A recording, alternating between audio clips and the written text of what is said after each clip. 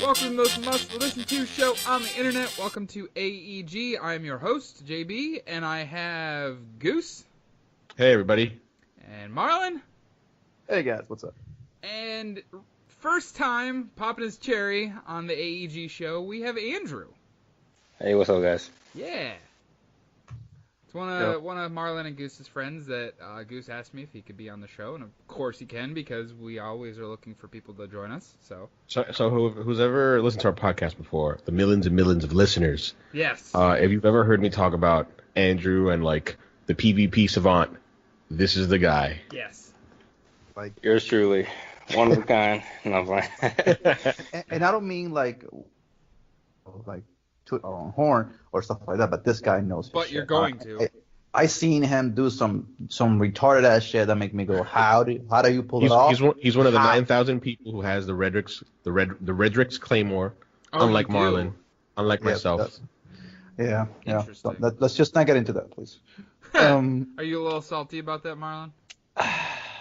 Not for Andrew getting the Redix Claymore, just some other issues with the Claymore. Okay. But I digress. We'll continue on with another exercise. We'll talk about Destiny, of course, way too much sometimes. Hey, what can I tell you? It's a good game to bitch out. That's all. Right, so on the docket this evening, we're going to be talking. Well, depending on. Never mind. On the docket this evening, we're going to do a Bring It to the Table, which I will not be talking because I basically haven't played shit. Because I've been working all week. We had an issue at work, so I've been busy doing that. I haven't really felt like playing video games, which, you know. And, yeah, so we'll also be talking about Quake Con. Yep. Yep. Because there's some game. They showed off some. Well, they showed off Doom Eternal. Mhm. They showed new gameplay for Rage 2. And they talked about some specifics for Fallout 76, which actually made me even more excited for the game than I was already. So, yeah. Goose? Do you want to start like you always do? Yeah, I'll bat lead off like I usually do. I really haven't really played much. I bought We Happy Few and I was like super excited to play it, but I was just like, nothing against the game, right? Like I've read like so far like the reviews they're either really positive or they're really negative. I really haven't found anything in between. Like you found a couple of 7s and stuff like that, and like there was a post on Reset today about bugs and some sort of harassment online with some of the developers after Jim Sterling put out a video, you know, one of his usual grandstanding videos full of hyperbole and stuff like that. But I played it a bit. It's like a huge open. I wouldn't say a huge open world, but it's a pretty big open world. Things that I like about it: the art style. It's very British. Like some of the references I was able to get, but some of them I wasn't because it's just very it's just very very British. The writing so far is good. The gameplay I'm a little worried about, especially the combat mechanics, because again, like I liken it to BioShock, in which BioShock had you would use the plasmids and you had weapons and you can shoot guns. As far as I'm concerned, so far in my 2 to 3 hours of the game, no guns. It's just like you get a bat, you get a wrench, and like honestly, that's very boring. That's not fun at all. The art style is cool. I like it, but it's not a looker. It like I'm playing it on Pro, and like it feels like it's got like a sheen of Vaseline on it. Like I find it a little blurry, but That's a good way of putting it. yeah, I find it a little blurry. The UI is awesome. I can't really describe it. I can't think of any words to describe. I can say that it's very clean and it's very. When you first look at it, it might seem daunting and overwhelming, but once you get the hang of it, everything falls into its place. You're like, oh, okay, I totally understand. It's got, you use R1 and L1 to move through the menus, and then there's sub menus within menus, and you use R2 and L2 to move between those. It's very intuitive. It works fine. But the thing is, I just haven't played much of it. I haven't gotten into it. I think that narratively it'll draw me in, like the premise right off the bat. You've got to take your joy, which is this drug. If you don't take it, like you'll see exactly what's going on. And let me tell you, like this 1960s Britain, UK, is fucked up, man. People do some fucked up shit, man. I'll tell you something that made me laugh about the whole We Happy Few is that, so you were so happy about finally getting to play it, and when you texted us in the group chat and you say, "Hey guys, I got it, I'm gonna play it," and I'm thinking to myself, "All right, he'll enjoy it," So I'm done. I finished the game, and I'm like, "Wait, what?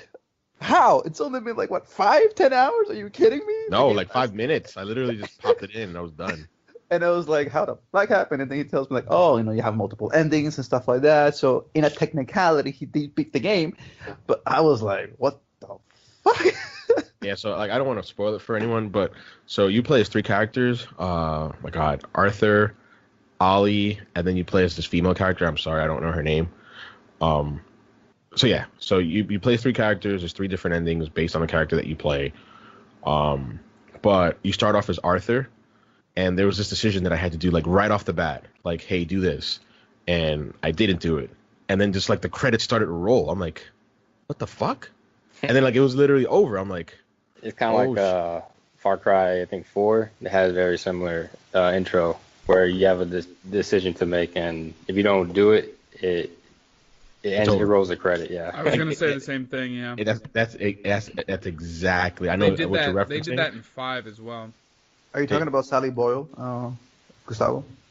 I think that's probably the name of her. I didn't search her up, but I'm pretty sure that's it.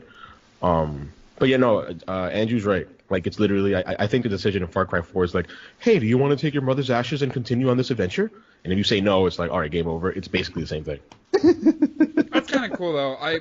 It's a like cool like wink and a nod when games do that, though. I'm definitely looking forward to playing it. I don't want to sound negative on it. The reason that I didn't play it wasn't because of the game. It was just like work and like.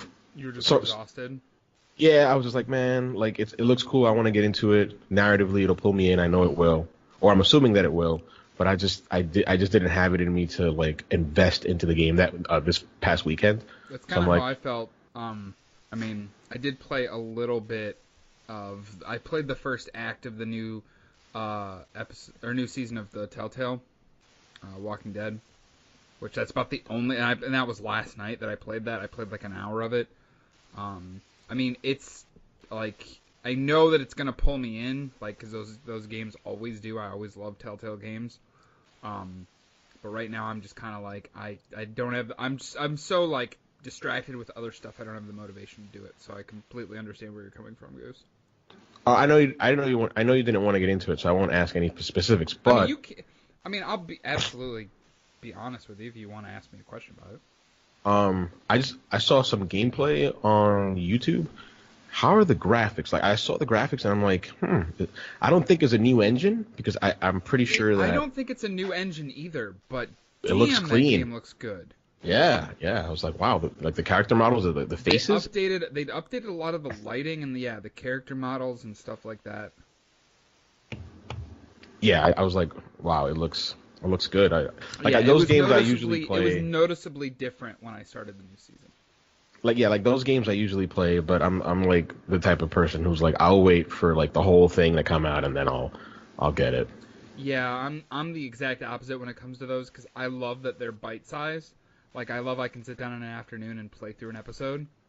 Yeah. And then left having that hunger to want to play more and then having to wait. And they actually have done something different with this season of The Walking Dead than anyone's ever before. Is I saw on Twitter today they actually dated every episode.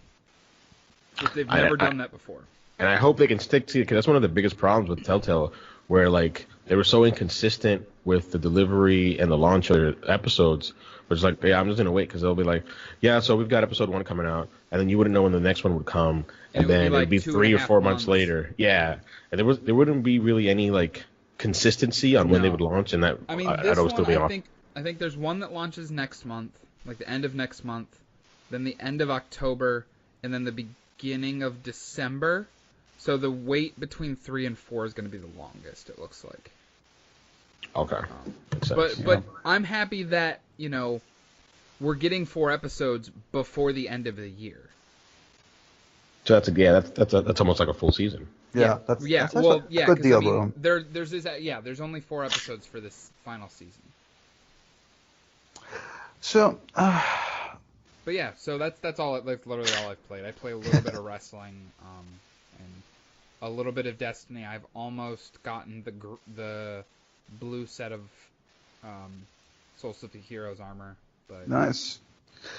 Uh, so we know that Gustavo played some games. We know about that yeah, since that is that all review. you played, Goose? I played one match of the Black Ops 4 beta, but that's the same thing I feel about it. Oh yeah, I did that as well. I played the new heist game mode that I showed you guys in the group chat. I'm pretty sure that I'm gonna get the game. It's still up in the air whether it's gonna be a day one, but I'm almost positive I'll get it. I'm pretty sure I'm gonna get it too, especially because they did announce the Blackout beta starts on September 10th. Yeah. So that will, like I think I said when Marlon and I talked about it, that will be the deciding factor whether I get it day one or not. And you can keep it. You can keep that same client that you downloaded, and you don't have to download. I was really impressed. Like I'm like, oh cool, I won't delete the Black Ops beta off my PS4 then yet. Like, because usually once the beta's over with, I'm like, all right, see you later. It's actually the same thing that happens with me. I just don't.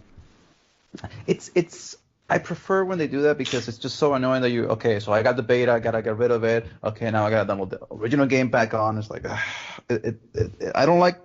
It's just keep it in one centralized copy of the download. So if something goes wrong, stuff like that, you can just I don't have to worry about anything like that. Just pop it in, pop my regular edition of the game, and just start playing with it. So. Going on what Gustavo played. As for me, I played, the usual Destiny, Monster Hunter. Well, I ended up seeing a friend of mine play a little bit of the, oh my God, use your words. Recon. That's the word. Recon and Rainbow Six.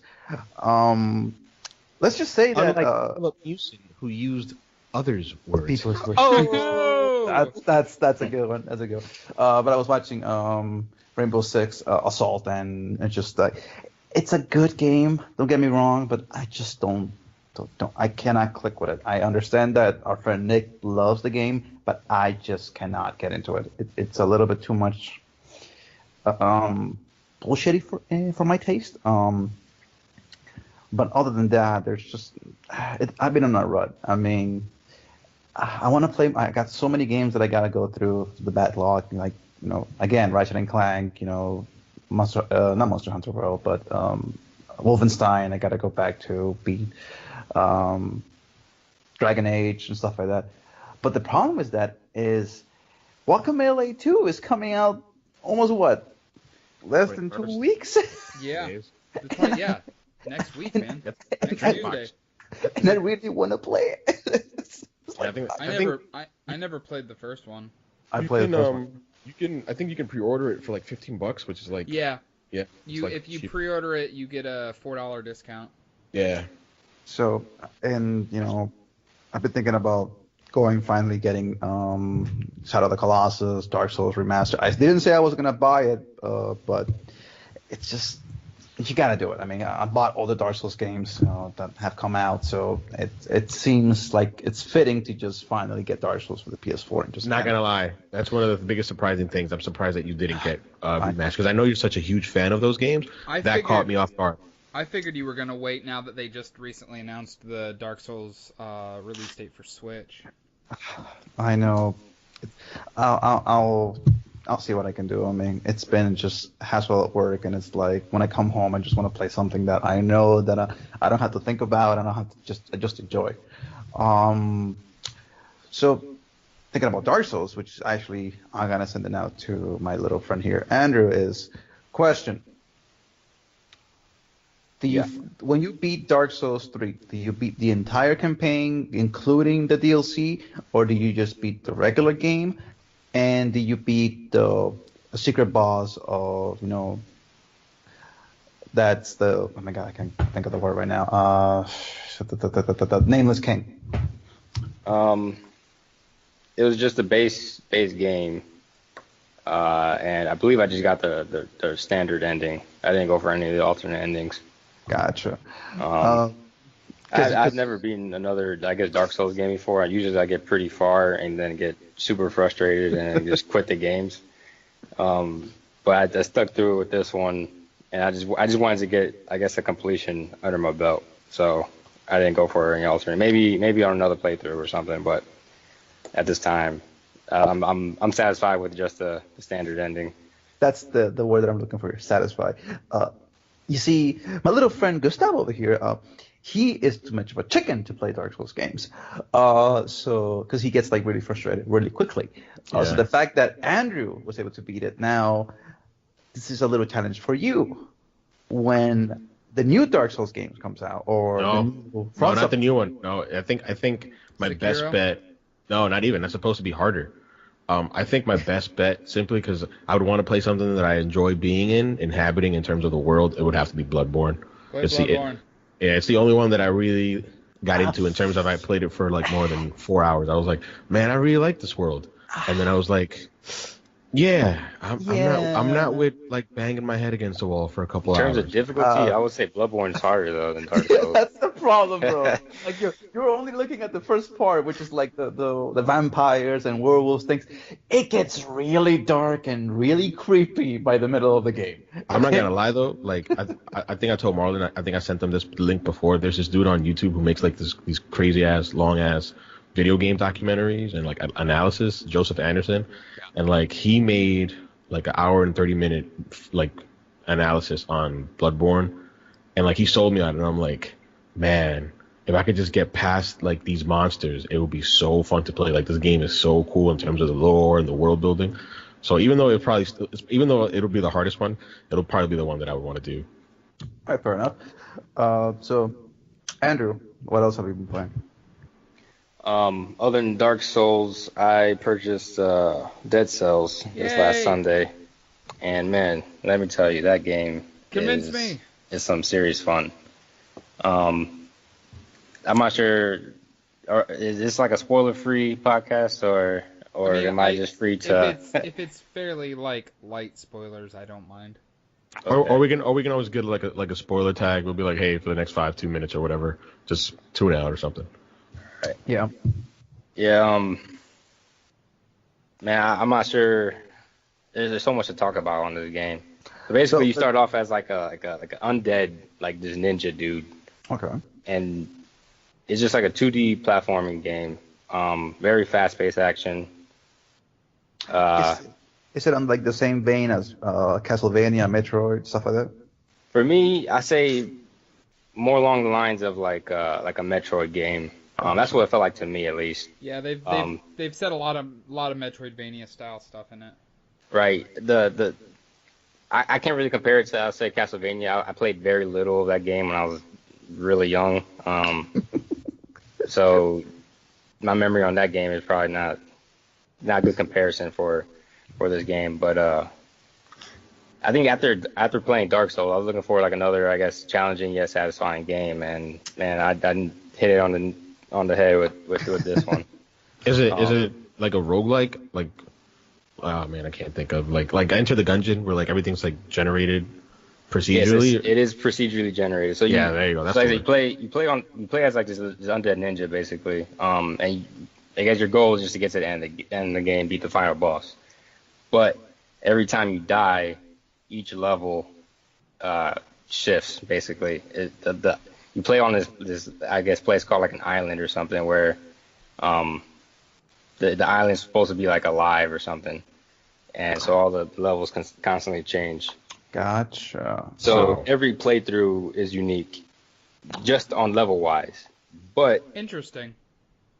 There's also a completely random factor with your weapons and with the items you find in the playthrough. So as you unlock weapons and different mutations, I guess, like perks basically in this game, they randomly pop up throughout these levels, and either in chests or merchants and stuff like that. And each of these pieces of gear basically have random stats on them. You know what you just described to me in a couple of words? What? A game you want to play. Binding of Isaac. That's basically what you described to me right now. It's funny you mentioned that because Motion Twin, it was inspired by it. I mean, I literally just Googled it up on Wikipedia, and they literally have this. I don't know whether you did that or not, but I did that. No, I didn't know. And it literally says Motion Twin was inspired by The Binding of Isaac in developing the game. Let me tell you this though. It's because the way that he was describing it, I'm going to my head. Wait, so procedurally generated dungeons. You find weapons that are randomly generated throughout the level. If you beat the level, you basically get permanent upgrades. But if you lose, you basically have to restart all over again. Correct. It's like he's just basically describing to me Binding of Isaac, and you know how I know? It's because my girlfriend plays the shit out of that game, and every fucking day she's just complaining to me like, "This is a sucky ass run. This game fucks me over every fucking time. I hate this shit. It's stupid." I've had a few runs where I feel like that, and then but this game though is almost like we're Dark Souls, where if you get too comfortable, you're going to regret it. You're gonna regret.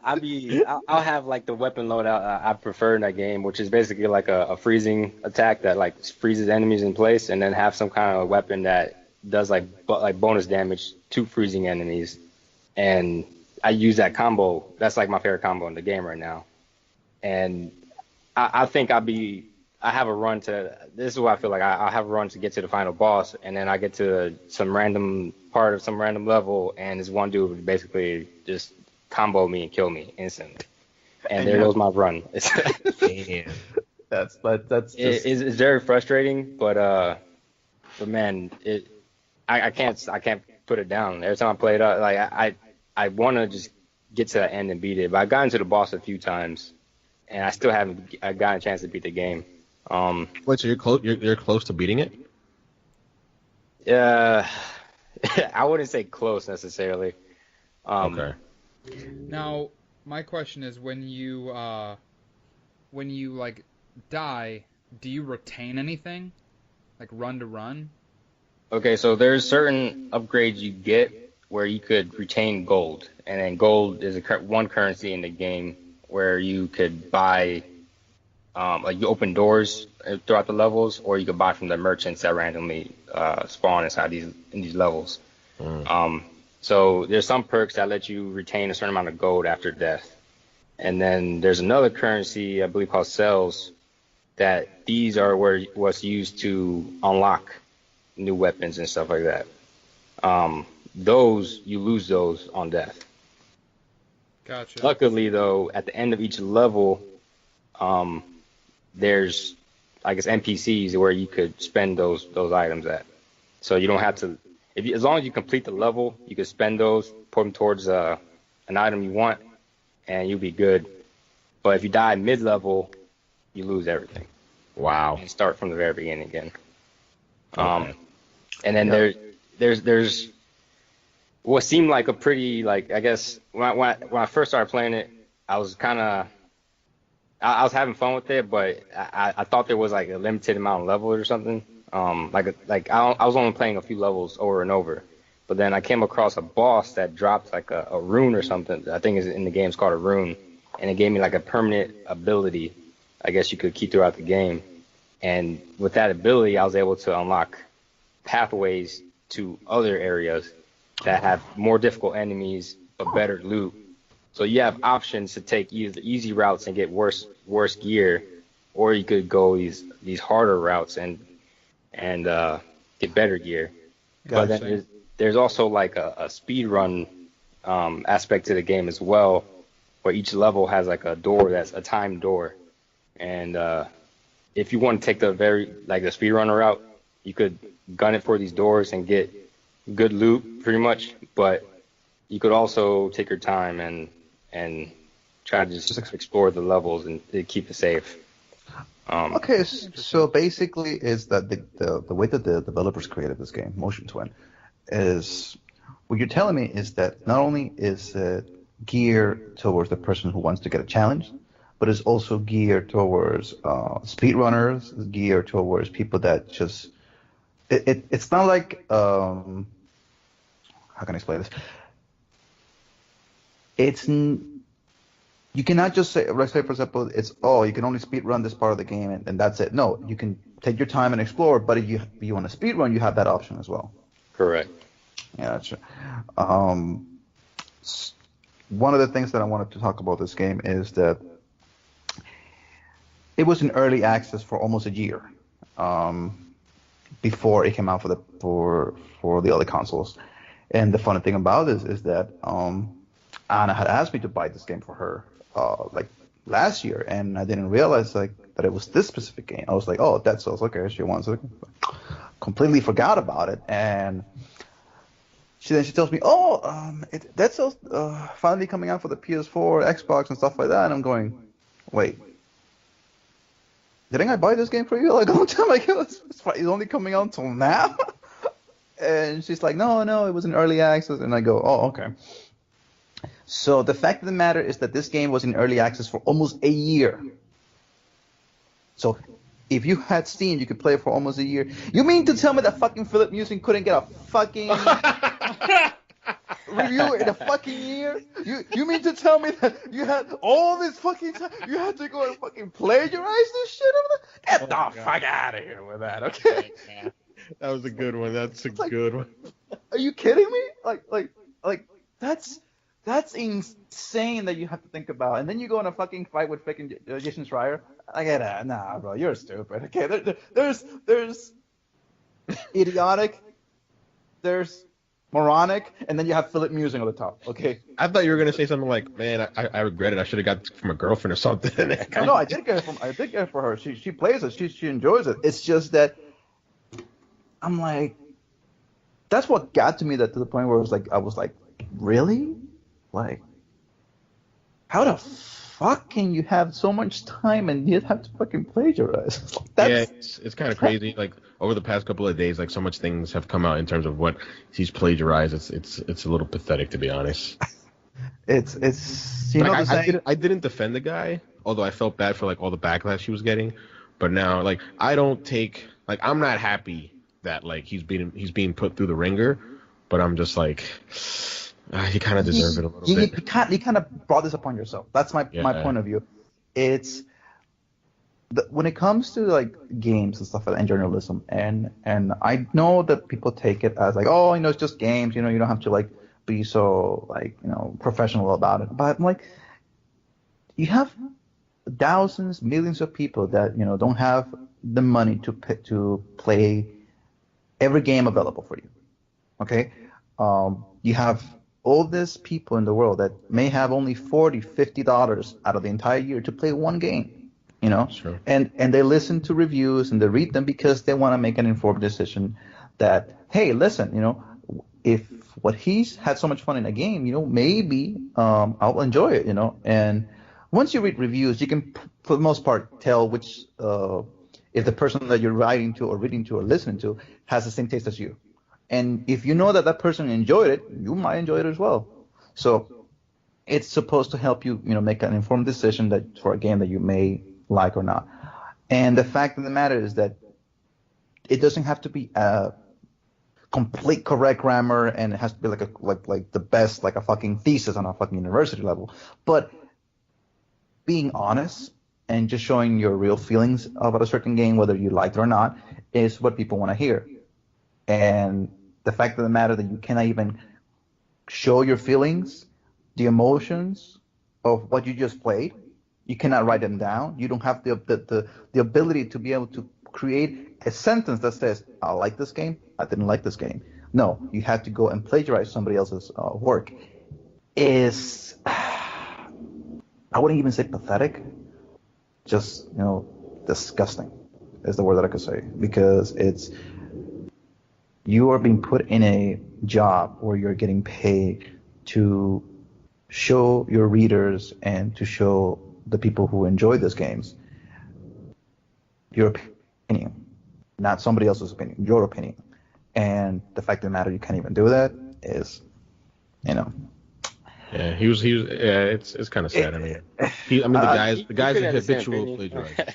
He's just plagiarism is lazy though. I'm saying it's lazy. I mean that's the thing though. It's like it's been out for almost like a year for you. How can you? Man, I'm not even gonna get into it. It's just, it's. The more I read it, the more I see it, the more I look into this game. It just goes to me like, how do you make it? Just going back to what Andrew's been playing. Have you been playing anything else besides Dead Cells? I think I did play a little bit of Ratchet and Clank. I got to, I think right after the tutorial. But that one I wasn't really holding my attention much. Wait, is that the one for PS4? Yes. With that stupid headline, the game based on the movie based on the game. Oh my god! What about Octopath? Didn't you play some Octopath too? I have Octopath, but I haven't got to play it. I was playing, I think, Dark Souls, and then I jumped straight into Dead Cells. But Octopath, I've gotten I guess I finished the first chapter with 4 of the characters. I still have to unlock, I guess, 4 more characters. So let me ask you something about Octopath. Is because I wanted to ask this question with Jeff, but he never wants to play this game because he always playing it something this else. weekend. Yeah, sure. Keep saying that. You'll go through the entire holiday and you're like, yeah, you see, I didn't get to play. So Probably actually more accurate, Marlon. So let me ask you this, because I've been hearing things about the battle system and stuff like that. How is it?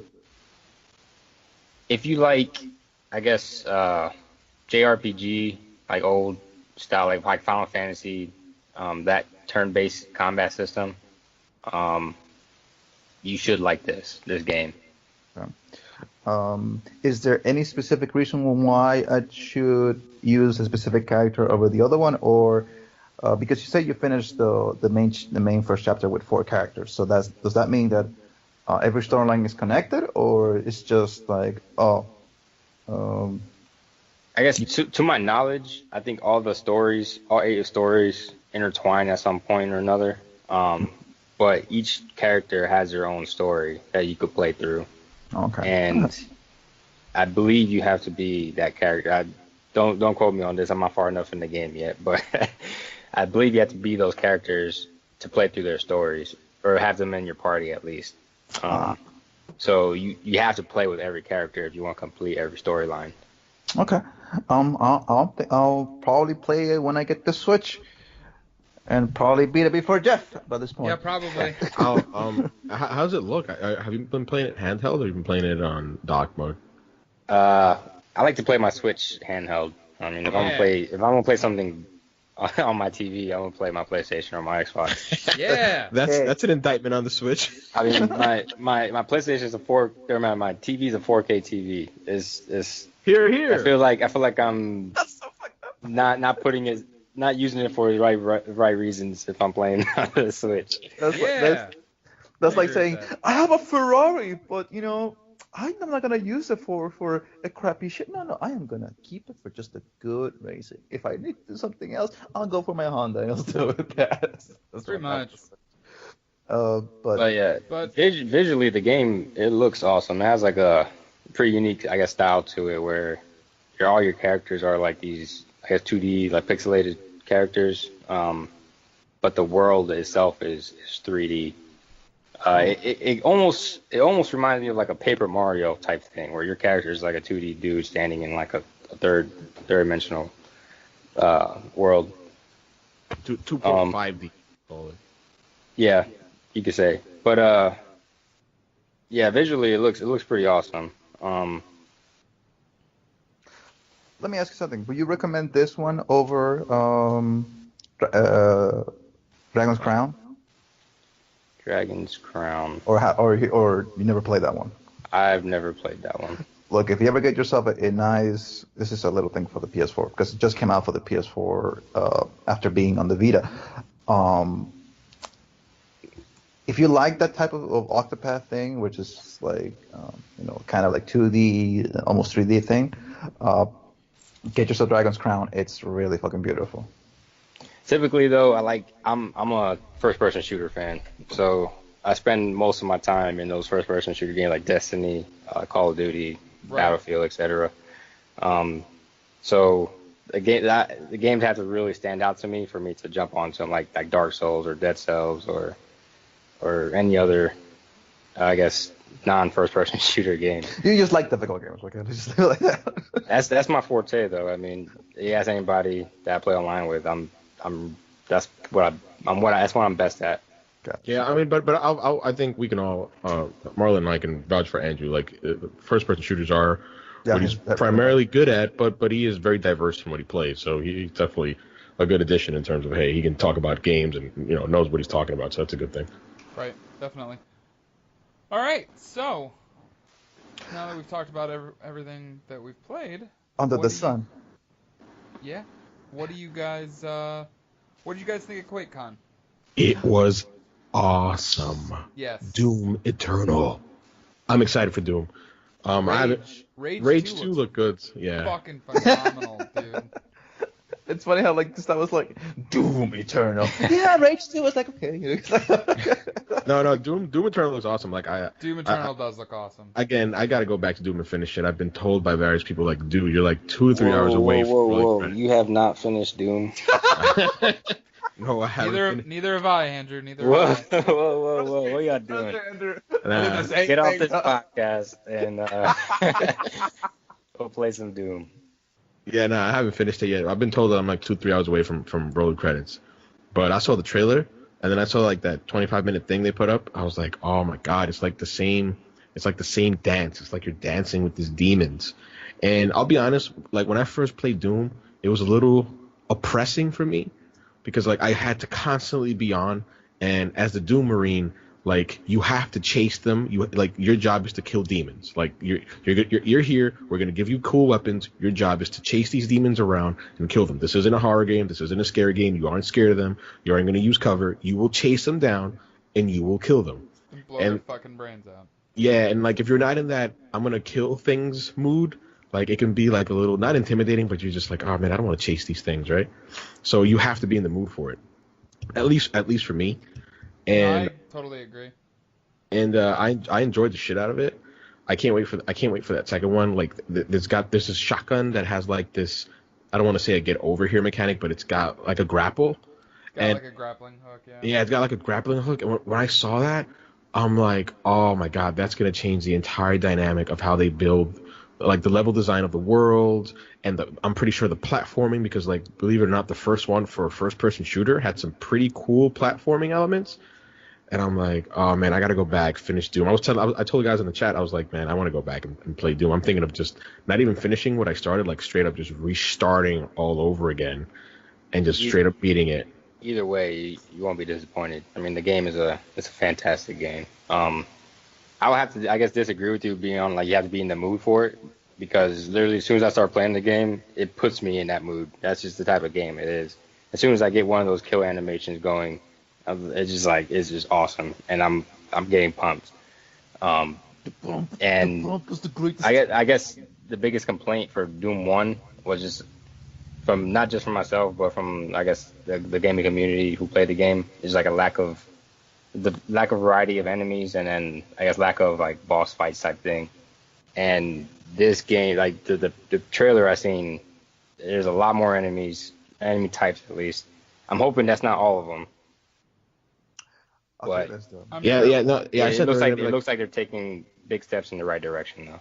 Yeah, they said there's like bigger enemy variety, so I'm looking forward to that. Speaking of games taking stuff in the right direction, though, Rage 2. Oh man, yeah, Rage. Like, I'm so fucking high on this game right now. Like, I was blown away with what I saw. I'm so excited. They're just taking the concept of the first Rage, which was good. It was a very traditional shooter, but they are just blowing it out and making it something truly unique. And it just the exploration. I mean, it almost feels like a Fallout game, but more of a shooter. Yeah. It's basically what they're doing with Rage 2 is that all the good things that Rage did at the beginning, they're cranking up to 11 and saying, listen, You wanted wild things? Here's wild things.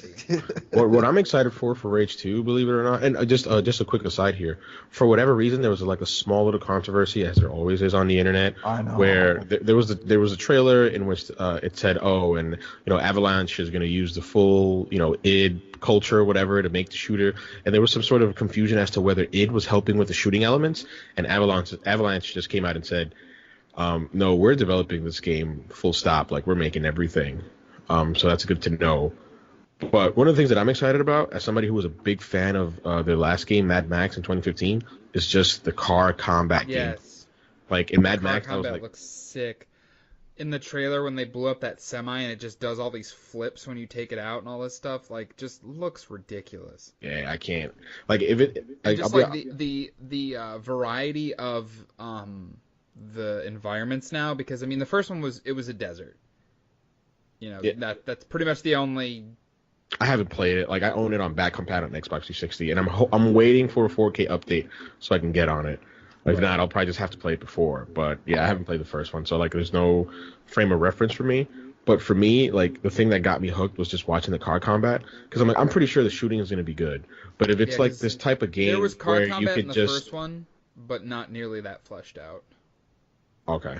But no, so like I was saying, like if it's this type of game where you can like hop into a vehicle, kill some baddies, hop back out, shoot some baddies, I'm like, that looks fucking sick. It looks so much fun. So aside from that stuff, they also showed Papa Howard. Todd Howard had a panel for Fallout 76, which made me more excited than I already was. I mean, almost heaven.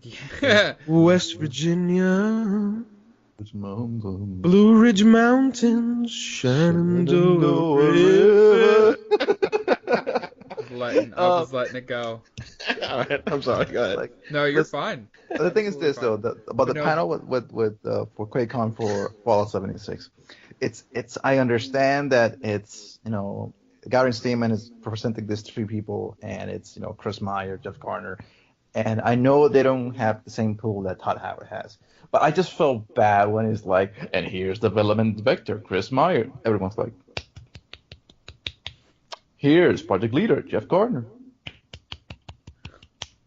Game director, Todd Howard. Yeah! It's like, God, I can't, damn it, bro. It's like, damn it, I feel bad for those guys. Like, they work so hard for the game, and it's like, Todd Howard is like, oh, I'm just here. He may not even lift anything. It's like, he's just Todd Howard. They did announce some stuff that made me more intrigued. Specifically, how they're gonna deal with griefing. How they're gonna deal with and they're gonna have private servers. Which is a vote of confidence for me for the game, because I'm like, this isn't a one and done thing. This isn't something they're gonna try to make a yearly thing of. This is something they're gonna double down, and this will be their games as a service thing. Like, they will totally put the full power and might of Bethesda behind this. So that's a great thing. Fleshing it out probably once a year. Maybe we'll get some actual like big expansions. I would imagine it being something similar to like Elder Scrolls Online. I don't know if I would go that far, because I mean, ESO is a hands down MMO modeled after World of Warcraft. Where I think this is going to be a games as service similar to Destiny. Where we may not get big content, like big expansions every year, but we'll get those every 5-6 months. Get like how like Destiny did, like Taken King and Rise of Iron and all that stuff, like those meteor add-ons. Yeah, I agree. I saw an interview. I don't remember whether it was with no clip from Daniel Dwyer, but the team I think is it the Texas team? I think it's the Austin team. I'm not sure. The team that's working on the online component, like the heavy online infrastructure of Fallout 76, they were like, that's the trick, where we're trying to have like a media expansion, and then the biggest trick for them or for us, like you mentioned, was having like these smaller bite-sized things that'll string players along. So that sort of goes into the mold of Destiny in a way. I just hope they can keep pumping out content and keep people playing. Absolutely. Do you want to share what that griefing mechanic is? Oh yes, I really enjoyed it. or will enjoy it. So how they talked about how PvP works in the game. Somebody can attack you, but when they do, if you want to just ignore them, you absolutely can. They will hit you with their shots, or hit you with like a melee weapon or something like that, and it'll take very, very minimal damage. They said. What happens if they kill you continually? What happens? Well, if you attack them back, that starts the PvP and it's fair game. Exactly. But if you ignore them and they end up essentially annoying you until you die, they get a bounty on their heads that all other players can see, and it will be called out. And the cool thing is, if somebody kills that player that was griefing you, the player that was griefing actually takes caps out of their own inventory and gives it to the player that killed them. And in addition to that, you'll be on the radar, but you won't see any other players gunning for you. Yes. The would-be griefer, that is. Yes. The one thing that I really want to see in this game is that it's okay. So we have the ability that's going to be a multiplayer-based game with fall elements for the most part. It's something that Todd Howard said. It's Fallout. The regular Fallout's going to be like 75% of the game, and that 25% is going to be this new thing that we're doing. So. And the one thing that made me laugh about it was like, okay, so we're going to have like, real-time players just playing with each other. Are we going to see their PSA name on top of their head, or are we going to just see the name that they put at their character? Maybe. I don't know. I mean, that's stuff that I'm actually like really interested to find out about. Which, did you guys see that for the beta? The beta's supposed to hit in October. And the beta will be the full game, and progress carries over. It's not a beta.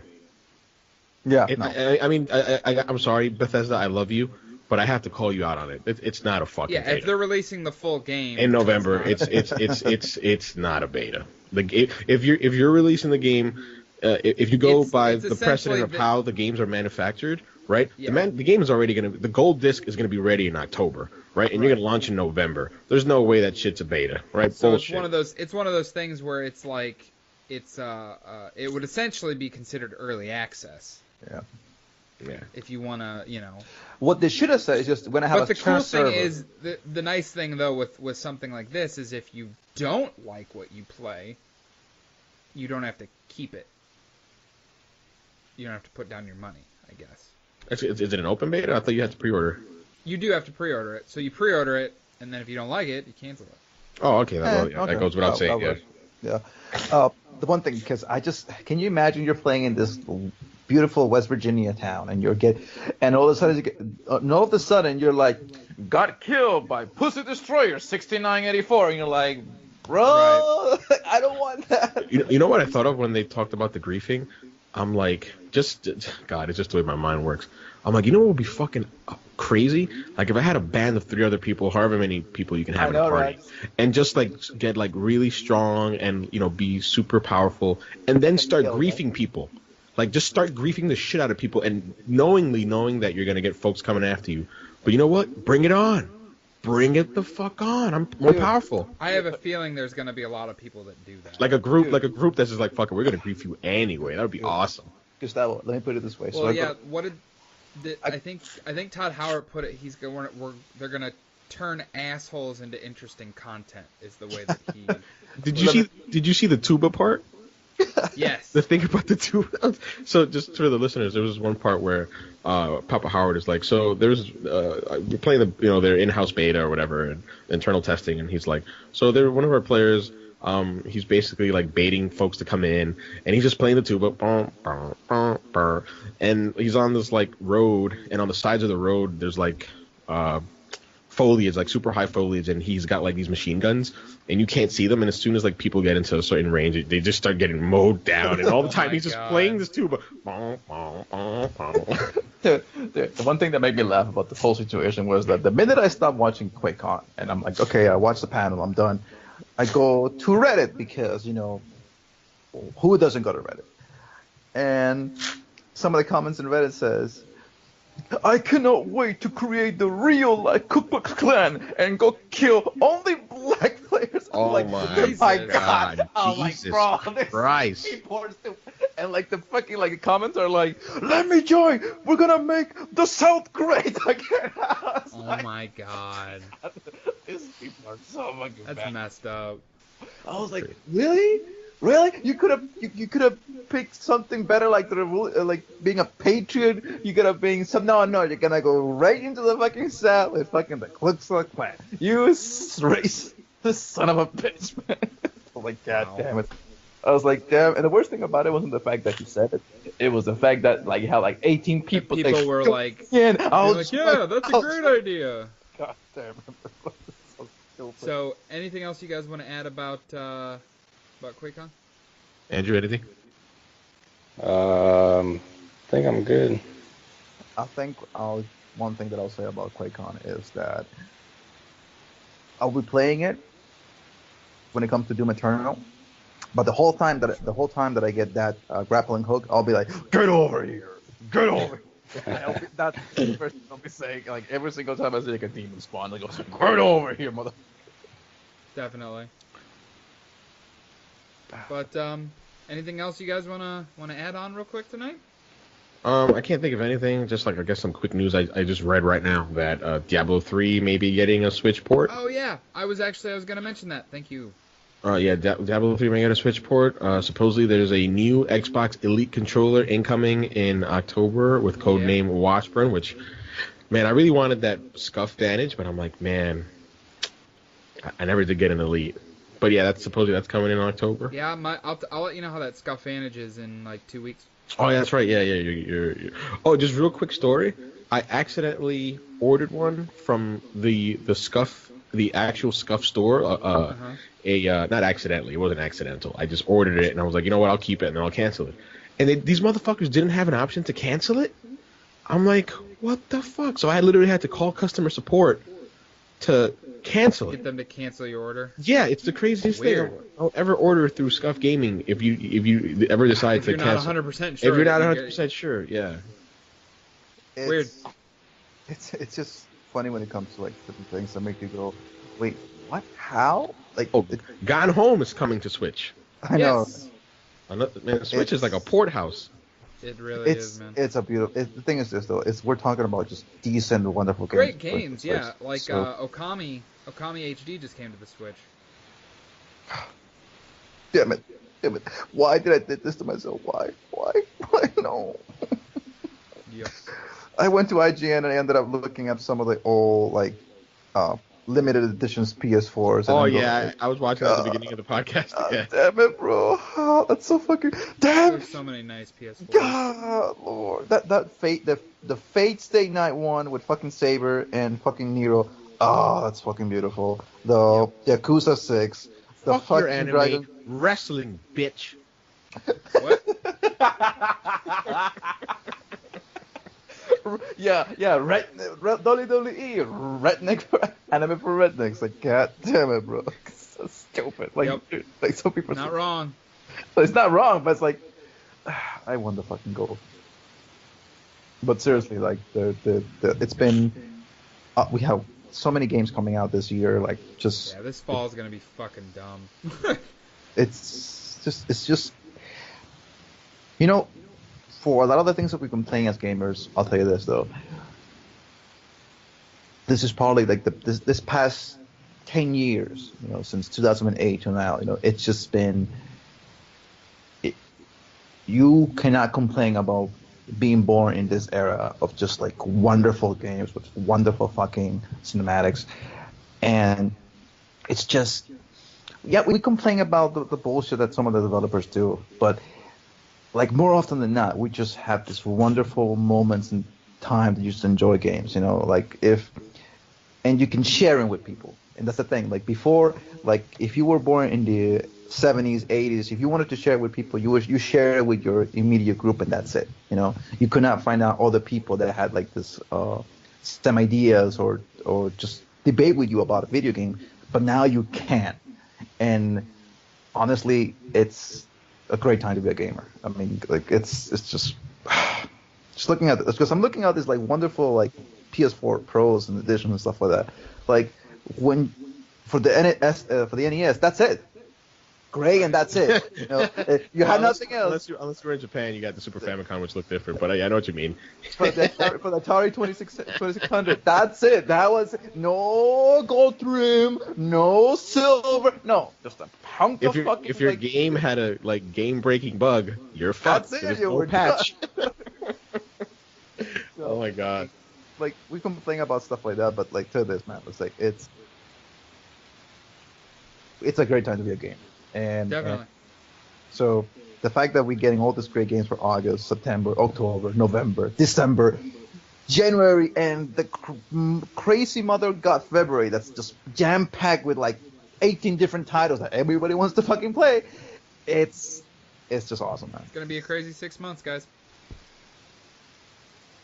So I think we'll. But yeah, that's a good note to end it on. But Andrew, thank you for joining us. Yeah, thanks for having me. Yeah, anytime, man. Anytime. Marlon, Goose, thank you as always. Sure. Be sure to follow AEG on Twitter, and we still do have a Facebook page, and we have Twitch, and we have YouTube, and SoundCloud. Keep following us on SoundCloud. So, thank you guys for listening, and we will see you next week.